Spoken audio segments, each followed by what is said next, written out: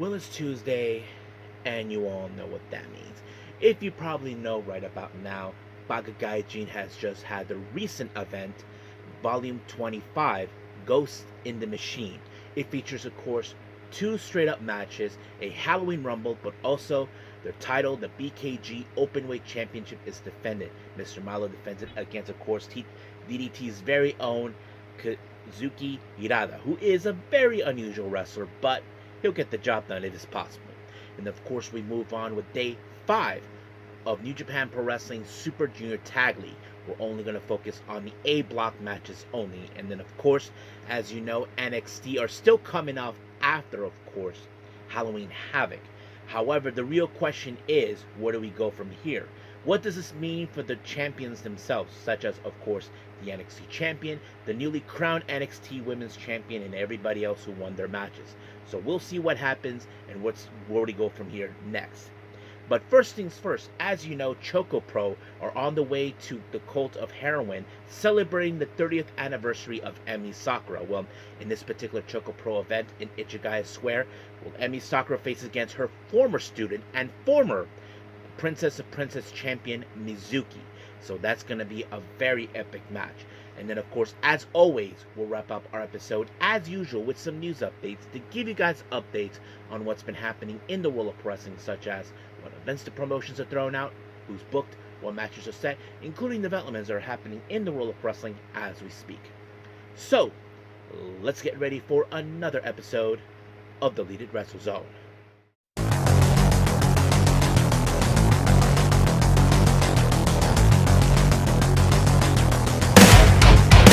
Are you ready? Get up, get up! Get up, get up! Get up, get up!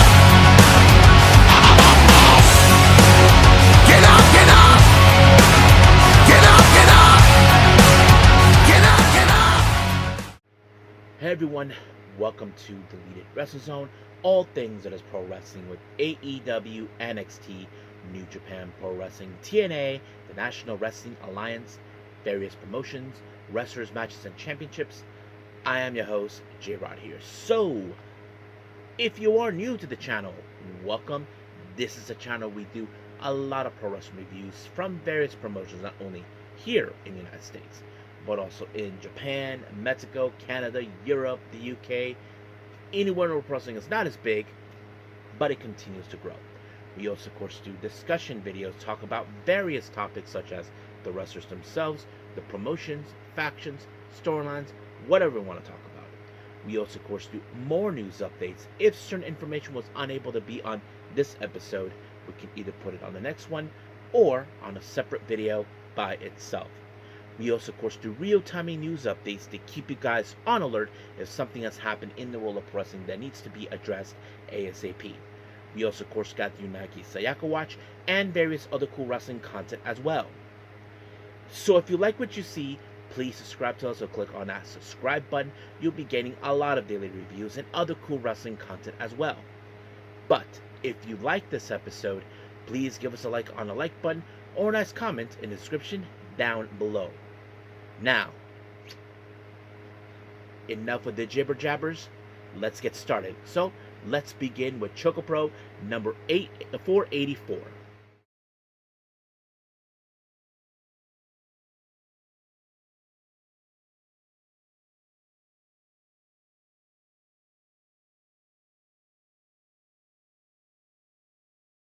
Okay, ChocoPro number 484. This happened this past Monday. Now, as you probably know, I didn't have time to watch it because I was focusing on Stardom and Mighty Gold. I decided to do this on this episode. So this happened this past Monday, and as you know, we are on the road to the Cult of Heroine, which is the 30th anniversary of Emi Sakura. And of course, Emi Sakura herself opened up the show as usual to greet the fans and giving the info on the entire event's matches.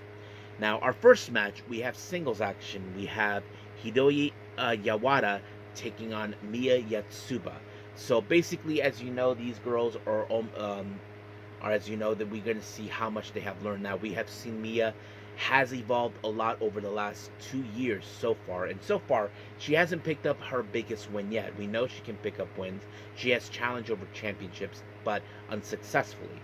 But in the end, of course, Hiroya, as we all know, we know she's getting her footing. We know that she can pick up wins, but not directly coming from her. But she is still waiting for that opportunity to pick up her big win yet. But she's facing someone who has so far maybe 2 to 3 years of experience, in this promotion. And you would think that something could change, but no. In the end, it was of course Mia who walked away with the win when she applied a submission, and just like that, Hiroya had no choice but to tap out.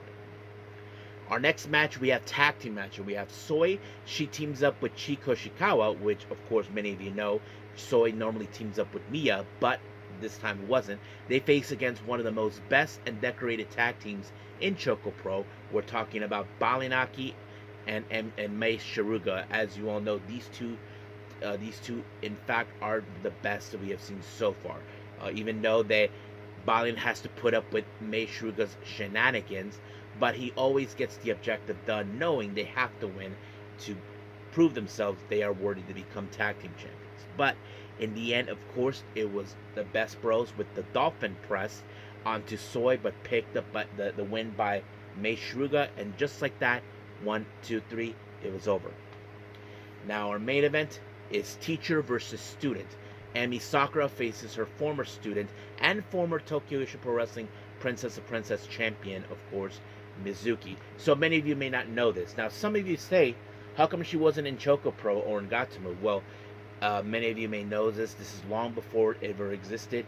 Mizuki actually was a freelancer for a while until she settled in Tokyo Pro Wrestling. And then that's where it led, of course, to her being there. But she doesn't mind going back to her roots, especially when it comes to Emi Sakura. And of course, Emi Sakura, as you know, she cannot stand to see her students outlive her, knowing too well that they're more successful than her. And that's always been Emi Sakura's greatest weakness in her life. And she faces against someone who is a two-time Princess of Princess champion. But you would have assumed that one of them would have picked up the win by now in this match. But unfortunately, it did not happen. It ended with, of course, a time limit draw after 15 minutes. When the bell rung, Emi Sakura had no idea that apparently they surpassed the time limit, and that's how things end, which was a real bummer. But I wish we would have seen one of them pick up the win. I mean, Emi would have got the opportunity to know she got the win on one of her students, or Mizuki got the win that she always wanted against Emi Sakura. But that doesn't end there. Just the things don't go exactly like they would have hoped for, but it ends like that. Now for our Junket tournament, well, I wasn't too sure. We know the Best Bros didn't even pass the first round. But in the end, it was Mizuki who walked away with the win. Even though she did not win her match against Emi Sakura, but she walked away with the Janken tournament, defeating Miya Yatsuba. And just like that, she wins the piece of chocolate, and it was completely over. So it was a pretty good fun event. I enjoyed it. Can't wait to see what's going to happen on the 30th, so stay tuned for that. But as of right now, I believe we are done with this. Let's move on with Baka Gaijin and Friends.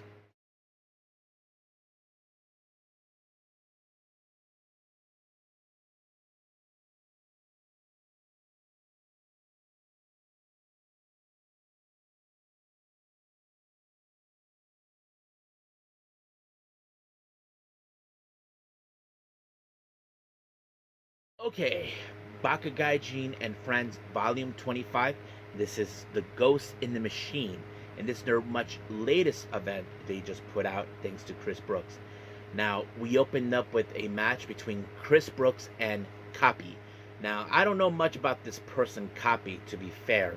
Uh, I'm not sure if it's a dude in a dress. That's the thing. I don't know, because everybody's dressed up because, as you all know, we are in the month of Halloween, or should I say, the final week when Halloween's supposed to happen. So, Chris Brooks dressed up like one of the guys from the Baseball Furies from the Warriors. I'm not sure if that was the case that he was trying to do, but yeah. And of course, it was a very interesting match. I mean, Copy was dressed up as a girl trying to lift. Brooks was trying to lift up the skirt. I don't know what the hell was going on, but however, he walked away with the win when he applied his move, the praying mantis, and just like that, 1, 2, 3, done. Now, our next match, we have Mr. Bueno dressed up in a um, somewhat of a sumo outfit. And we have, of course, Kota Sekifura showing up. However, of course, things were not looking well at some part of the match with Sekifura. He seems like he was losing, but he decided to dress up as a sumo wrestler like Mr. Bueno. I don't know if that was a smart idea coming from him. I mean, they were trying to do a little sumo wrestling in the middle of the goddamn bar. But however, things didn't go well for Sekifura because it was Mr. Bueno that applied a an inside cradle, and just like that, uno, dos, tres, over. Now, our next match is called a Halloween Rumble. Everybody were in fact dressed up. Uh, we have Ram Kaicho dressed up as Chucky. A few others in other costumes I cannot pronounce. I cannot remember what they wore, but yeah. But anyway, this is. Let me pull up the information I got here. Um, yeah. So basically, Antonio Honda was dressed up as a Pero Akayara. I don't know if it's a character from Japan, but yes. But we did have other characters. Chico Shikawa, Sayaka, Mao, Jonathan Johnson, Munetatsu Nakamura, and of course Antonio Honda as Pero Ayakara. In that order, of course, everybody was eliminated, but it was Ram Kaicho who picked up the win when she applied the machete attack. Yeah, so basically Chucky got away with the win, you know. But yes. Now, our next match, which is our main event, is the BKG Openweight Championship. However, this was a very unusual match. Now, for those who don't know, Kazuki Irada, he's this guy in DDT who wears these special glasses when you hear the Tokyo and he starts dancing and all that. Well, I don't know exactly what he was trying to do, but apparently he messed up not once, but 8 times, losing to Mr. Bueno, Mr. Malo, for the title. So what happens is, the first time he lost, they're like, "What the hell, man? Why did you lose?" It happens because every match he lost to Mr. Malo 8 times, but he used a low blow, then a Mr. And then later a schoolboy, and just like that 8 times. But every time he loses, everybody comes and tell Hirada, "What the hell, dude? What's wrong with you? How did you let it happen?" So they keep doing that over and over until finally he gets his footing. But in the end, of course, another schoolboy sealed the deal on the final time against Hirada by Mr. Malo, and just like that, Mr. Malo retained the championship. So yeah, so that's how things end. So I can't wait to see what's gonna happen the next time. So if you guys haven't seen it, go check it out. It's free on YouTube, so check it out.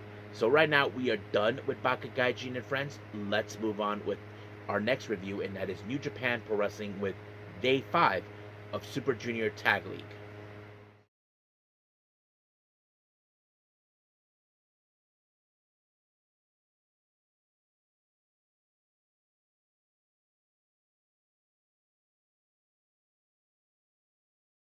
Okay, New Japan Pro Wrestling Day 5 of Super Junior Tag League. Now, so far in the A block, I think, yes, A block, there's only 2 teams are currently undefeated. So my money on right now is that we have 2 who most likely will be in the finals of their block to win it. But we'll see how things will progress here on out. Now, the first match, we have the members of United Empire, Jacob Austin Young and Templario, taking on Funky Carrot, Dragon Dia, and Ryosuke Taguchi. Now, so far, these 2 teams were in 2 points each, but the real question is, who will advance? I mean, you can tell the United Empire are a tough team, and of course, they're trying to find their, get everything organized for themselves, since, of course, with the loss of Will Ospreay not being in the group anymore, certain wrestlers are injured, that sort of thing. But however, in the end, out of nowhere, it was Taguchi that picked up the win on Jacob Austin Young, and just like that, uno, dos, tres, se acabó. So basically, Funky Carrot picked up their next 2 points, leaving them with the total points of 4. Now, our next match, we have Daki Nagai and Clark Connors taking on the biggest scumbags of the planet, of course, the members of House of Losers, Sho and Doki. But I have to say, this was an amazing performance by Daiki Nagai, because he had to stood toe to toe. Because here's the thing, the House of Losers, even though I don't like these guys, but I give them credit because they were aiming for the weakest link in this team, in their opponents, and that is of course Daiki Nagai. For many of you that know this already, Daiki Nagai is of course a young lion, meaning that he has less experience. But this guy, I have to say, he put on the definition of fighting spirit. And there was a moment he could have given up, but it was Clark Connors that tells him, "Come on, man, get over here, grab the rope," and that shows that Clark Connors wants to make him more violent. To show him he can do it. But of course, when it comes to Tweedledee and Tweedledum, they in fact like to cheat, and they used that plate not once but twice. And because of that, Sho was able to pick up the win onto Daiki Nagai, and just like that, 1, 2, 3, it was over. And these losers, of course, got their next 2 points by making them total points of 8, making themselves undefeated. But sooner or later, they have to lose their match. But we'll see what happens. Now, our main event, we have Geto and Hiromu taking on Master Wato and Yo. I have to say, it was a fun match, and it was really interesting. I have to say, Geto did everything humanly possible. Despite the fact that he is the eldest in this match, he knew he was out of their league, but he stood toe-to-toe because you know how Hiromu, he likes to have a little bit of fun with Geto before they became tag team. No one of a doom. They're like the opposites of each other, but they get the job done when they have to do the right thing. But however, things didn't go according to plan for them, because it was Geto that ended up in the finishing move, and just like that, 1, 2, 3, it was over. Of course, Yo and Master Wato also gained their next 2 points with the total points of 8, making themselves also an undefeated. So right now, I have to say that I wouldn't be surprised if these 2 teams meet up in the end, and one of them has to lose. But of course, Master Wato and Yo know these jerk monkeys are not going to let them walk away. So we'll see what happens. So as of right now, we're done with New Japan. Let's move on with our last and final review, and that is, of course, NXT.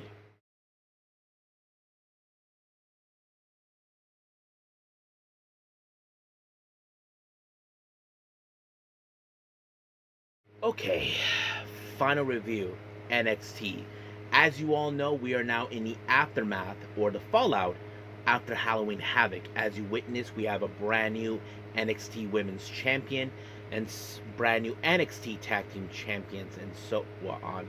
Well, not only 2 exchanges, but only 2 remain.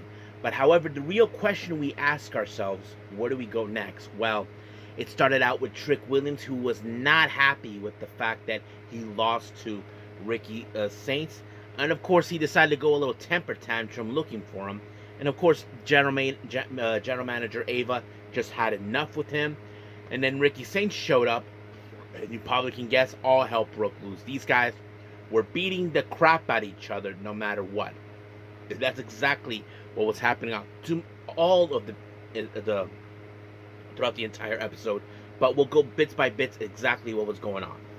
Now, our opening match is the Speed Tournament Finals between, of course, whoever walks out of this match will face the current Speed Champion. I forgot who it was.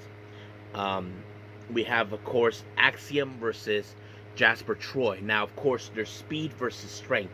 And, of course, some people would think that there's no way Axiom could walk away from this, could win this, because even though how excellent and talented he is, he did not end up winning this match. Jasper Troy put him out into the vortex, and just like that, 1, 2, 3, he moves on. He'll face the Speed Champion. Now, speaking of the Speed Champion, as you know, our current Women's Speed Champion, Soruka had a talk with General Manager Ava after what happened in Halloween Havoc with her decision. Her with the Women's North American Championship, she decided to relinquish it. But however, Zaria was not happy with her doing this.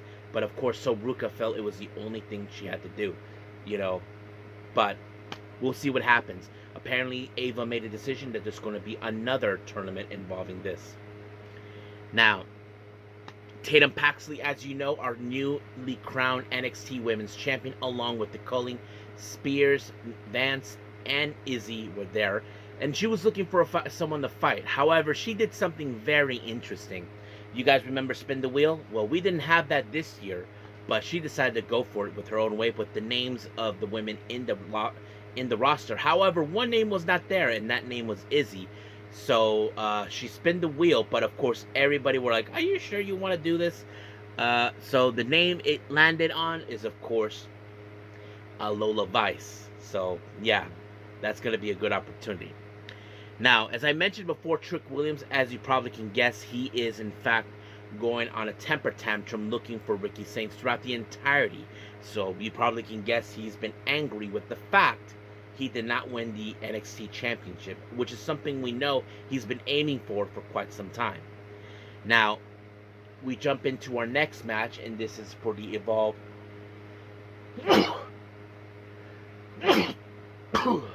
Excuse me. Anyway, this is for the Evolve Women's Championship. Recently, Kendall Gray got involved with Lash Legend while she was chatting with, of course, one of her closest friends, Ren Sinclair, and of course, Lash Legend got into her face, and Ren kind of felt guilty about it, knowing that I feel sorry for you getting involved in this, but Kendall Gray was willing to go the distance no matter what, and that's exactly. Now, you would have assumed, because Lash Legend is a strong individual, it would have been obvious that she could have picked up the win. But we have seen miracles coming from Kendall Gray recently. I mean, look, she was able to defeat Wendy Chu. She was able to defeat, of course, the former Evolved Women's Champion, Kylie Armstrong. But now, she's in the clutches of course, of Lash Legend, someone who is very athletic and very powerful. But however, of course, Lash Legend was being a little bit of cocky herself, and that cost her dearly when, of course, Kendall Gray applied the shades of gray, and just like that, 1, 2, 3, it was done. Now, Tatum Paxley, as you know, is preparing for her match against Lola Vice, and of course, Lola Vice is well prepared too. But of course, Lola reminded her that no matter what, someone's going to walk out as the champion, and of course, we all know how things will go from there. Now, this next match is between two former teammates who are like brothers because they have similar styles. Tavion Heights versus Miles Bourne. Now, this match came around because one of them wanted to be the one to face Josh Briggs, because Josh Briggs, as you know, was pissed off at the fact that he wasn't part of the NXT versus TNA showdown match, but Miles Bourne kind of blew it up right there. And of course, they've been going back and forth. However, Josh Briggs did show up in the commentary, and this forced Tavion Heights to lose focus. And because of that, it was, of course, Miles Bourne that was able to pick up the win with the inside cradle. So basically, Tavion Heights messed up, and then, of course, we see Josh Briggs getting attacked by Tavion Heights. Well, Miles Bourne's like, what the hell is going on, man? And then he was attacked from behind by Trick Williams, as you know, with the temper tantrum, looking for Ricky Saints. And once again, the blood feud between these two guys continue on. And I'm sure Ava was having a major headache over this. Now, Chelsea Green, of course, was talking with Ethan Page. It turns out that these two will be involved for the AAA Mixed Tag Team belts. If you guys are not familiarized with those belts, those are the championships between a male and a female. Basically, they are tag team, and that's always been one of the things that we've noticed. And then, of course, Thea Hale shows up going, "Say his name," and he appears, and just like that. And of course, you know, Joe Hendry was telling Chelsea, look, instead of complaining, you should be worried about the opponents you'll be facing. And of course, Ethan Page feels like, I'm not gonna hear this. But of course, Joe Hendry is right, you know, because they need to focus on their match. If they're not focused, then someone's gonna screw up on this one. Now, we did see, of course, the NXT Women's Championship, Tatum Paxley defended for the first time against Lola Vice. And I think the match went pretty well. However, things didn't go according to plan because, of course, the former champion herself, JC Jane, you probably can guess, wants her belt back. So that pretty much plays it out how we expected it. So the match ended in a contest. And I'm pretty sure it would be only a matter of time until JC Jane cashed in her rematch opportunity. Now, Blake Monroe applied a video promo. As you know, ever since she won the Women's North American title, that is something we're definitely going to see, you know. She's talking about, of course, defending the belt, at any means necessary, and we'll see how that goes from there. Now, we did see a video from the NXT Anonymous where Javon Evans was talking with Slater until he was interrupted by Darkstate. Now, as you know, Darkstate has their issues towards Javon Evans and Leon Slater. Javon Evans' crime to them is that he is a fellow South Carolinian, just like the Hardys, and of course Slater as a protege of the Hardys themselves. So sooner or later they will have to meet up. Now, our main event is the TNA Knockouts World Title, a championship we all know. Jordynne Grace will attempt to become a four-time TNA Knockouts World Champion against Kelani Jordan. As you know, Kelani Jordan in recent has been, ostracized from the NXT roster due to the fact they're calling her a traitor ever since she joined the Team TNA at the Showdown. And of course, things were going well from the very start until once again Trick Williams and Ricky Saints continue the grab. But however, on two occasions, Kelani Jordan attempted to use the championship to knock out, of course, Jordynne Grace. And then when she did, for the final time, she picked up the win just like that. So basically, indications, Kelani Jordan is now a heel. So we'll see where things go. And I'm sure that TNA will do whatever it takes to get their belt back. And I'm sure there's some people who would want it back as well. So stay tuned for that. But as of right now, we are officially done with NXT. Let's move on with the last and final thing, news updates.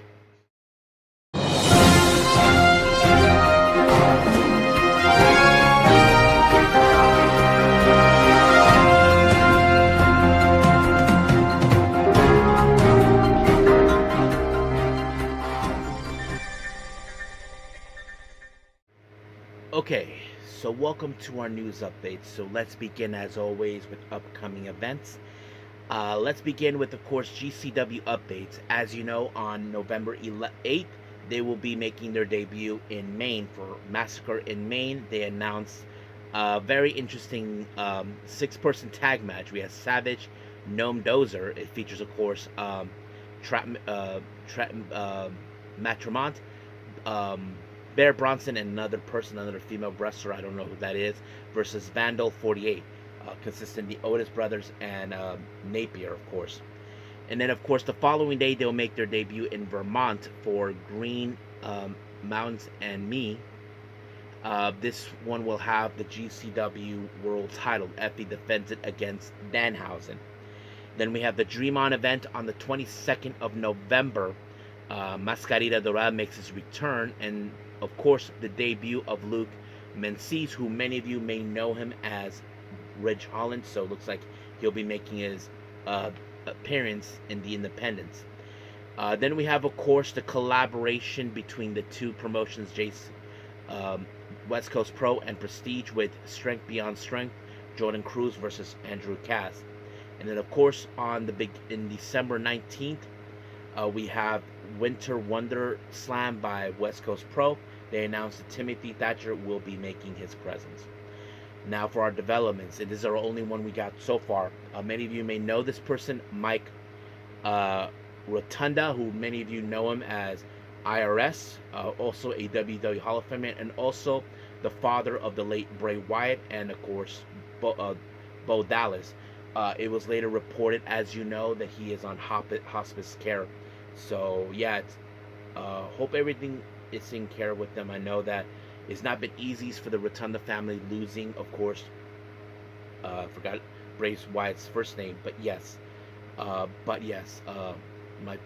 thoughts and prayers will go to Mike Rotunda and his family, and pray for him that he'll be having the special care that he needs.